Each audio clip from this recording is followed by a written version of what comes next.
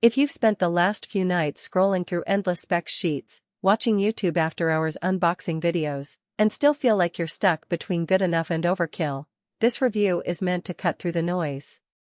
Link is in the description if you want to check the product details on Amazon. I'm going to walk you through the real-world situation where a switched ATS PDU actually matters, point out the hidden trade-offs, and tell you exactly who should click add to cart and who might be better off keeping their current power strip. First off, let's paint a typical picture. Imagine a small server room or a home lab where you have a couple of network switches, a NAS, a couple of mini PCs, and maybe a UPS. All of those devices need reliable power, but you also need to know instantly when something trips, and you'd like to be able to reset a dead outlet without climbing up on a ladder.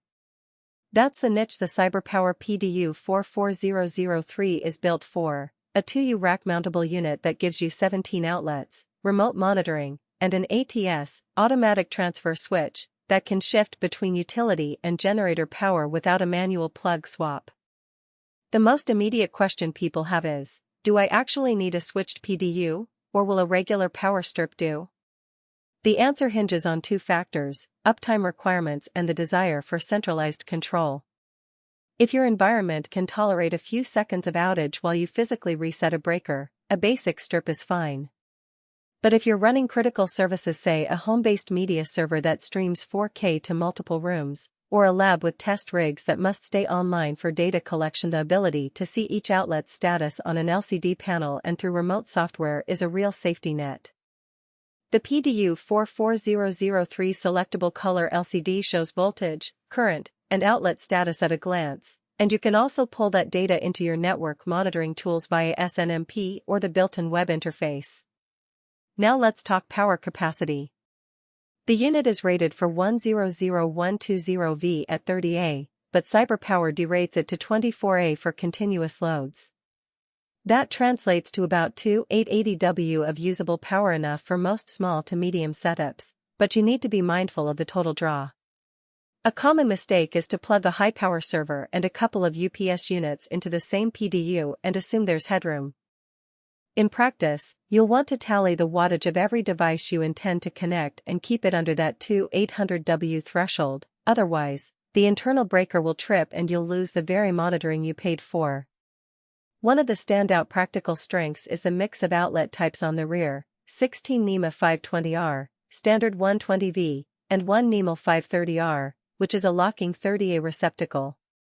The locking outlet is a clever addition for equipment that draws close to the unit's maximum rating. Think a small rack-mount UPS or a high-performance switch that needs a secure connection. It prevents accidental unplugging and reduces wear on the cord, strain relief.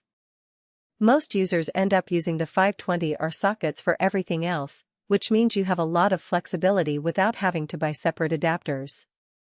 Remote monitoring is another area where the PDU shines, but it's also where the learning curve begins. The web interface isn't the most intuitive for someone who's never dealt with network-enabled PDUs, and you'll need to assign a static IP or rely on DHCP reservations to keep the device reachable.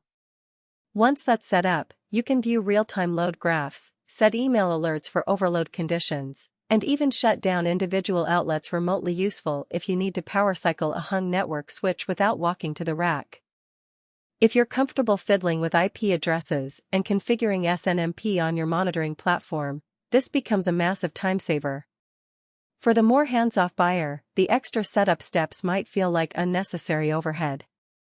In terms of physical installation, the unit follows standard 2U rack dimensions, so it slides into any typical 19-inch rack without a fuss. The mounting brackets are sturdy, and because it's a rack mount, you keep the cables tidy and the power distribution centralized. You'll notice that the rear panel is a bit crowded. The 30-amp locking outlet sits next to the 16 standard sockets, and the power cord entry is a single IECC13, so you'll need a proper cable that can handle the cumulative current. In practice, most installers route a single high-capacity cord from the UPS to the PDU, then use the PDU's outlets to feed all downstream devices. This simplifies cable management but requires you to be confident the UPS can handle the total load. Let's address who should actually buy this. If you're a small to medium business owner, a home lab enthusiast who runs a few virtual machines 24/7, or a multimedia creator maintaining a rendering farm in a confined space, the PDU44003 gives you the monitoring and control you need without breaking the bank. The price point sits between basic strips and high-end intelligent PDUs, making it a sweet spot for folks who need more than a plug board but don't require